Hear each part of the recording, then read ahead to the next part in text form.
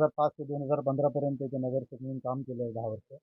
हा इथला प्रॉब्लेम असा आहे की ह्या डोंगराखाली गरीब लोक राहतात आणि मग कसं होतं की कोणतरी आता इथले जे भूमाफिया आहेत ते डोंगर खणून घरं बनवतात आणि ते बिचारे तिथे विकत घेतात. महापालिका जेव्हा घरं बनवतात तेव्हा तिकडे लक्ष देत नाही.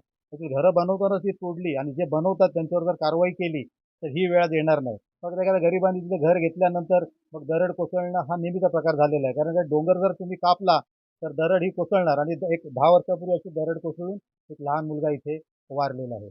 त्यामुळे आम्ही महानगरपालिकेला दरवर्षी त्यासाठी निधी ठेवून इथे जाळ्या लावा किंवा सेफ्टी वॉल बांधा म्हणून नेहमी प्रयत्न करतो आणि तशी मागच्या वर्षी आम्ही एक सेफ्टी वॉल बांधली आणि ही तुम्ही बघत असाल की इथे नेमकी इथेच दरड कोसळली, परंतु बिचाऱ्याचा जीव गेला नाही आणि त्याच्यामुळे लोक वाचलेत. आता तिथे पुन्हा त्या दुसऱ्या स्पॉटला पण महानगरपालिकेने आम्ही रिक्वेस्ट केल्यानंतर सेफ्टी वॉल बांधलेली आहे यांच्या घराशेजारी.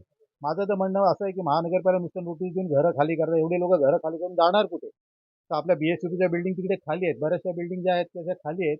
तर एक लोकांना 4 महिने जर तिथे शिफ्ट केलं तर ॲटलिस्ट ते सेफ होतील, महानगरपालिकेला काही प्रॉब्लेम होणार नाही आणि लोकही तिथे आनंदाने जातील. 4 महिन्यानंतर ते पुन्हा येतील. पण नुसतं लोकांना नोटीस द्यायचं काम करतं, लोकांना प्रेशर आणायचं, पोलीस बोलवायचे, त्यांना त्रास द्यायचा आणि त्याची सोय काय नाही. आता इथे शाळेत केलं तर शाळेत लिकेज आहे, त्यानंतर तिथे एक आम्ही दवाखाना बांधला तिथे प्रॉब्लेम आणि एवढे लोक कुठे खाली नेणार तिथे. माणसं तयार होत नाही जायला. तर त्या मावशीने मग तिथे आपलं स्वतः स्टेटमेंट दिलं की आमचा जीव गेला तरी झालं पण आम्ही घरं सोडणार नाही. तर महापालिकेने जर त्यांना तसं बंदोबस्त केला आणि ते पण मे महिन्यातच करायला पाहिजे.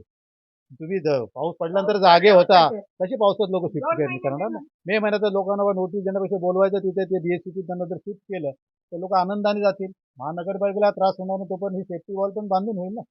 तर आम्ही तसं कमिशनरांना रिक्वेस्ट केलेली आहे. या वर्षी नाही पण पुढच्या वर्षी जर त्यांनी त्याची प्रिकॉशन घेतले तर मला असं वाटतं की लोक आनंदाने जातील आणि हा जो आपल्याला एक टांगती तलवार आपल्या सगळ्यांच्या डोक्यावर आहे ती राहणार नाही. हिंगोली महानगर परिसरात कचोरी आणि नेतेवडी टेकडीचा भाग आहे.